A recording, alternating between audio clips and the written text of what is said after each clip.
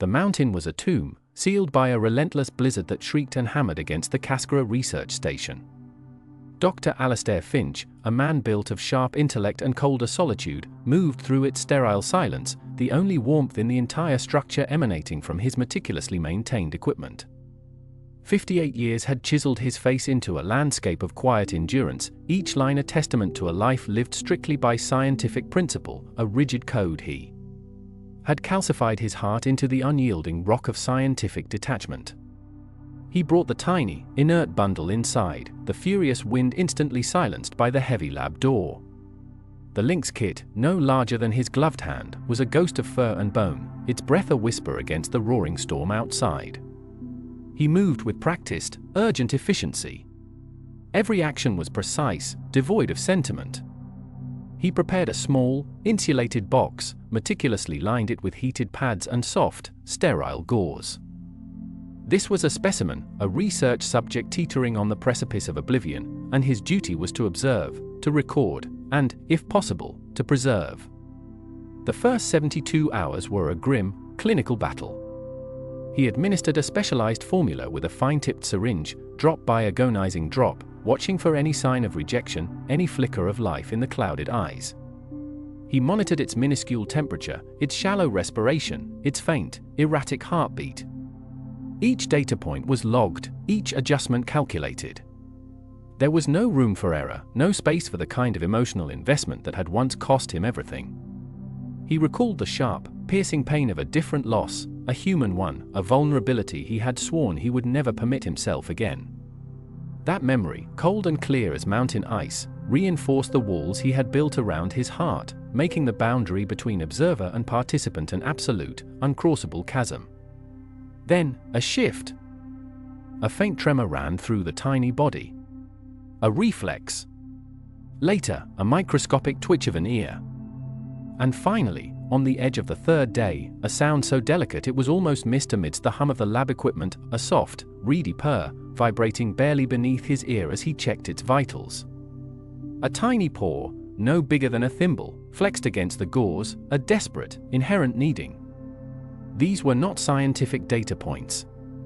These were irrefutable declarations of life, tiny cracks in the armor Alastair had so painstakingly forged. He saw the subtle arch of its spine, the faint stir of curiosity in its eyes as it tracked the movement of his hand. The kit survived the critical period. Alastair watches it sleep, a flicker of something other than professional satisfaction in his eyes. A reluctant guardian. Weeks bled into months, the memory of the blizzard fading into the muted hum of the research station's generator. The tiny kit, once a fragile specimen fighting for breath, had transformed. Alastair, ever precise, meticulously charted his growth, but the raw data could not capture the burgeoning personality, the vibrant spark in those widening sapphire eyes. He had, almost without realizing it, started calling him Silas. It was a name breathed into the quiet air of the cabin, a sound unused to such softness, but it stuck. Silas was no longer the Lynx kit, he was a presence, a mischievous, growing disruption to Alastair's meticulously ordered world. He'd bat at hanging wires, explore every inch of the cabin with boundless energy, and leave faint, soft paw prints on the pristine floorboards Alastair once obsessed over. One frigid afternoon, sunlight weak against the window, Alastair sat hunched over his desk, immersed in dense field notes. He was documenting a new migratory pattern, a complex problem that demanded every ounce of his analytical focus. He felt a soft, warm weight settle against his arm. Silas, now a substantial bundle of growing muscle and downy fur, had, with an impressive, silent leap, climbed onto the desk. The Lynx curled himself into a perfect, ginger crescent, directly atop a stack of crucial research papers, his rhythmic purr vibrating through the thin wood. Alastair's jaw tightened. Every instinct screamed for him to shoo the animal away, to reclaim his sterile workspace. Yet, he hesitated. He looked at the Lynx's innocent, sleeping face, the small tufts of fur at the tips of his ears, and a strange, unfamiliar warmth spread through his chest. He sighed, a soft expulsion of air, and carefully shifted his lamp, his pens, his current working notes, arranging them around the sleeping creature. It was a silent, profound concession. After that day, the dam began to crack more rapidly. Alastair started speaking to Silas, not in the clinical tones of a scientist dictating observations, but in a low, gentle murmur, as one solitary being to another. "Good morning, Silas," he'd say, his voice a little rough from disuse, but infused with an undeniable tenderness. He'd talk about the weather, about the patterns of the migrating birds he'd observed, sometimes even about the complex equations he was trying to solve. Silas, head cocked, eyes gleaming with an intelligence that transcended mere animal instinct, would listen, occasionally offering a soft chirrup or a slow blink. These were not just sounds, they were conversations, threads weaving an invisible, powerful tapestry between them. He'd found himself sharing silence with Silas that felt richer, more profound than any conversation he'd ever had. Alastair looks at Silas and for the first time, doesn't see a scientific anomaly or a problem to be solved. He sees family. The emotional dam has broken. Spring unfurled across the mountain, a painter's riot of emerald green against the lingering white, each blossom a testament to life's relentless return. With the thaw, Silas too, unfurled. No longer a fragile kit, he was a lanky adolescent, all boundless energy and twitching curiosity, a shadow of the powerful creature he would become.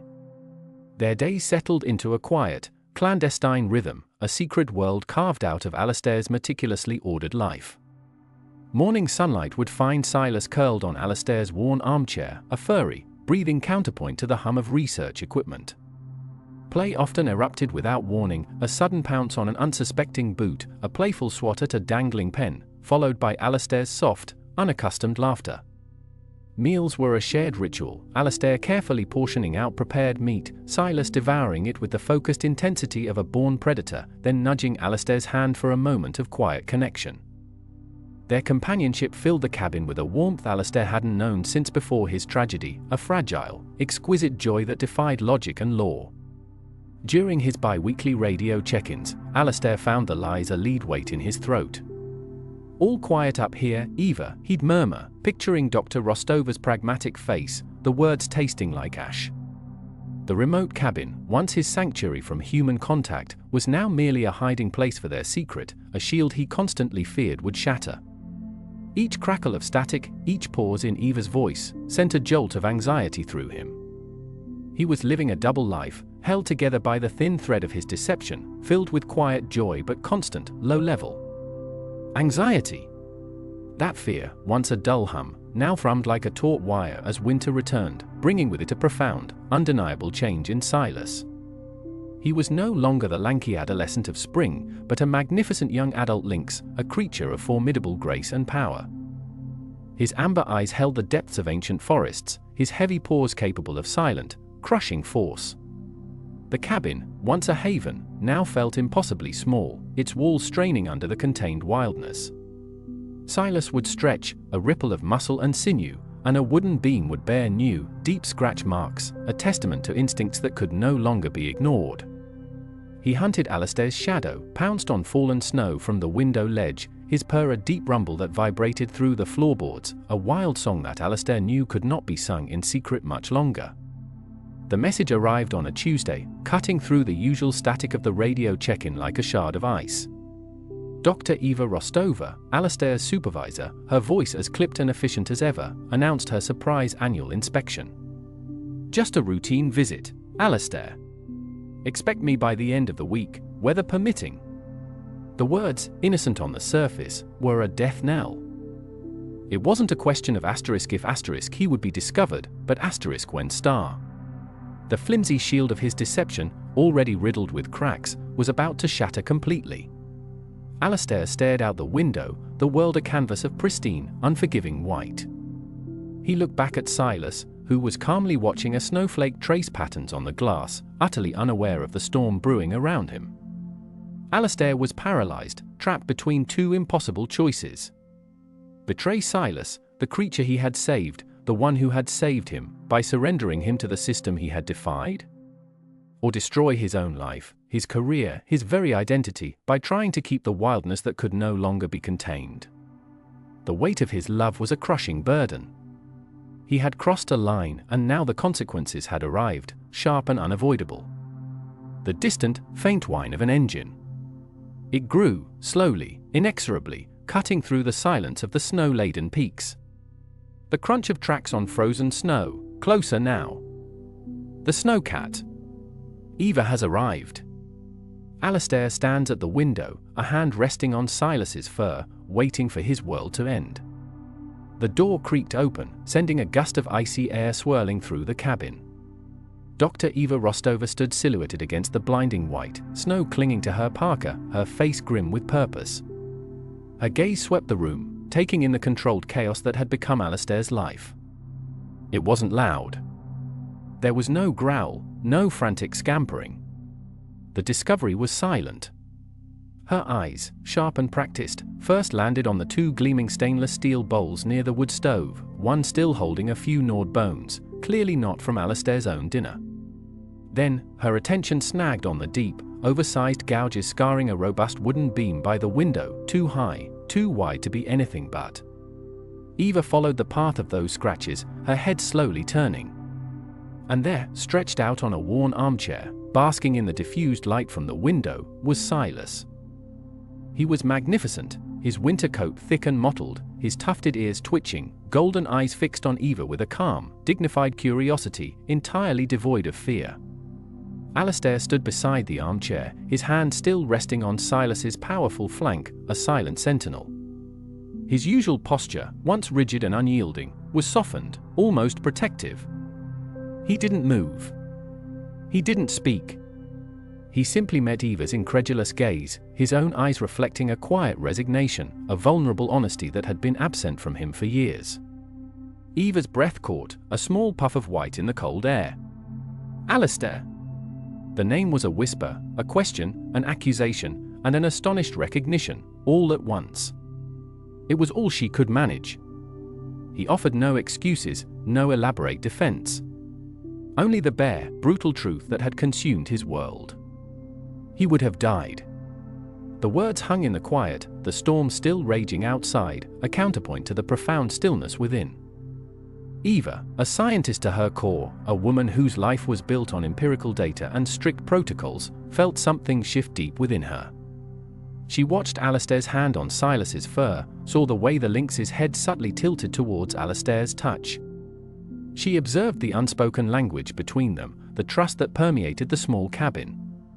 This wasn't merely a habituated animal, this was a bond. She remembered the Alastair she'd known for years, brilliant, yes, but also emotionally distant, a hollowed-out academic, his movements precise, his expressions rare. The man before her now, vulnerable and honest, his eyes alight with a deep, fierce protectiveness, was vibrant, utterly transformed. This was something that defied every textbook, every regulation she held sacred. Eva's face, initially set in professional resolve, softened, lines of wonder replacing those of judgment. She sat down slowly on the edge of Alastair's desk, the scientific papers scattering around her, shaking her head not in anger, but in awe and disbelief. "The regulations are clear," she said softly. "But this isn't in the regulations." A glimmer of hope. Eva's words hung in the charged air, a fragile bridge between the impossible truth she'd just witnessed and the unyielding framework of her professional world. She looked from Alastair, his face a mask of weary vulnerability, to Silas, who watched them both with an unsettling intelligence.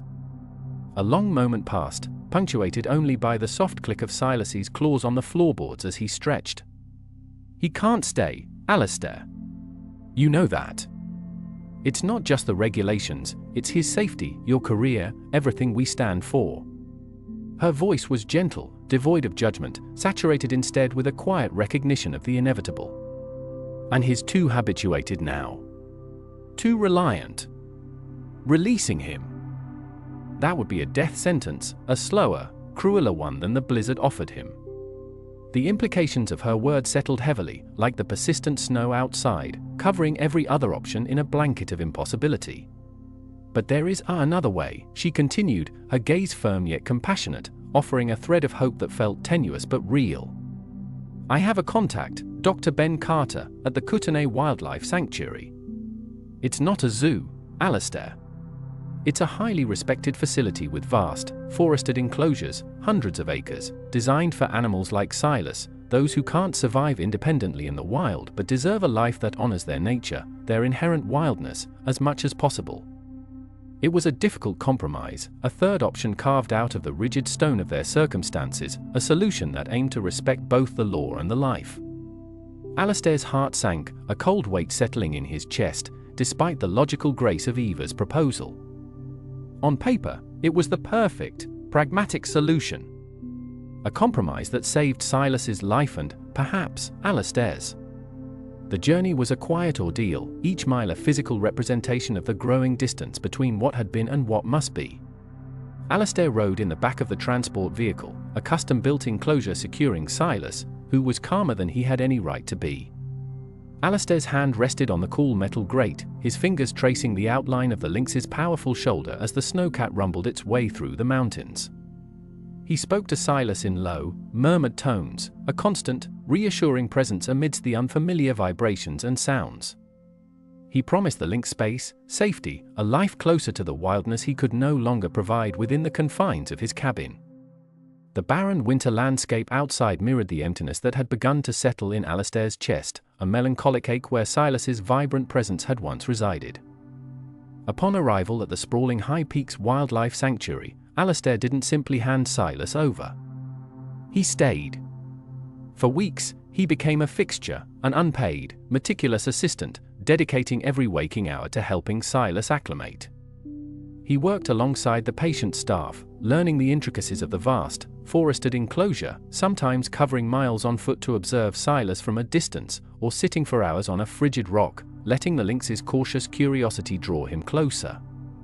He ensured the feeding schedules were consistent, the enrichment varied, his presence a familiar anchor in the Lynx's new, immense world. Silas, initially wary, slowly began to recognize the routines, the distinct scent of Alastair, the gentle timbre of his voice carrying on the crisp air. One bitter morning, thick flakes falling in heavy silence, Alastair watched through the sturdy chain-link perimeter as Silas took his first tentative steps into the furthest reaches of the enclosure. It was a vast, snowy expanse, dotted with ancient pines and outcroppings of grey rock, a landscape hauntingly reminiscent of the blizzard-swept wilderness where Alastair had first found him. He remembered the tiny, frozen bundle against the indifferent white, a life clinging by a thread. Now, he saw a magnificent creature, cautious but not fearful, testing the powder with a powerful paw. This snowy domain, a home and a prison, was a testament to Alastair's sacrifice. Silas was safe here, sheltered from the unforgiving wild but also contained by the necessity of human intervention.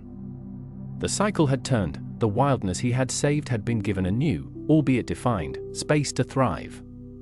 The final goodbye. Alastair pressed his hand to the fence. Silas came over and rubbed his head against the spot.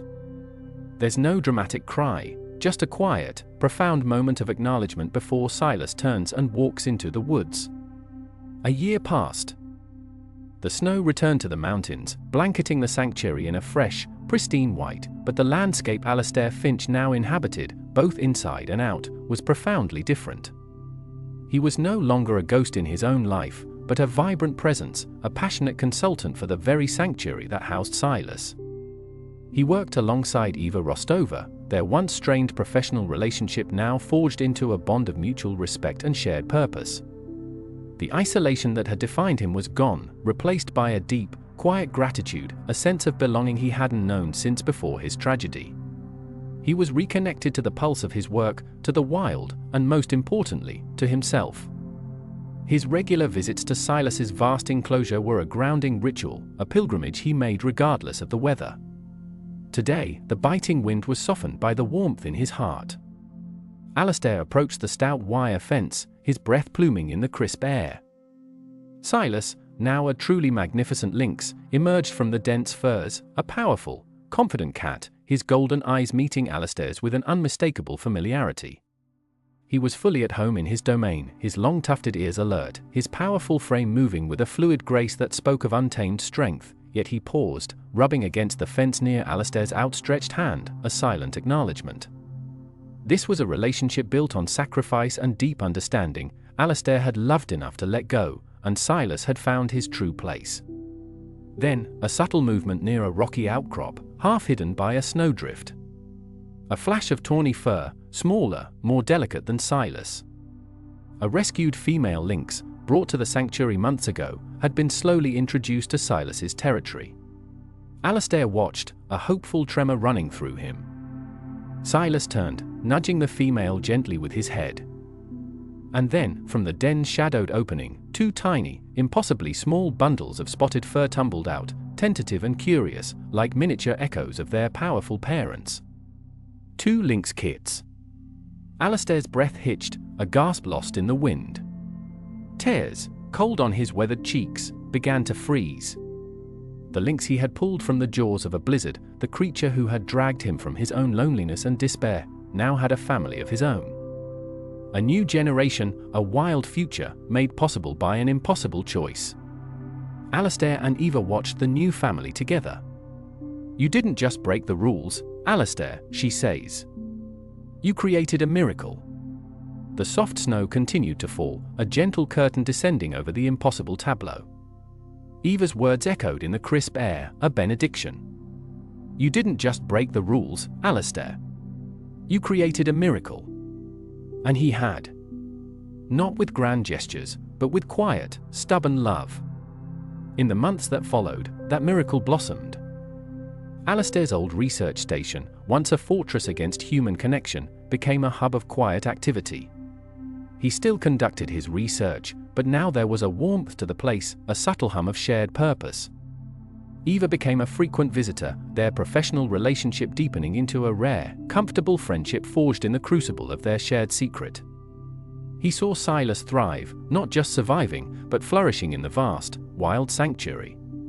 Glimpses of Silas and his mate, their two robust kits tumbling through the snow-laden pines, became regular, cherished sights.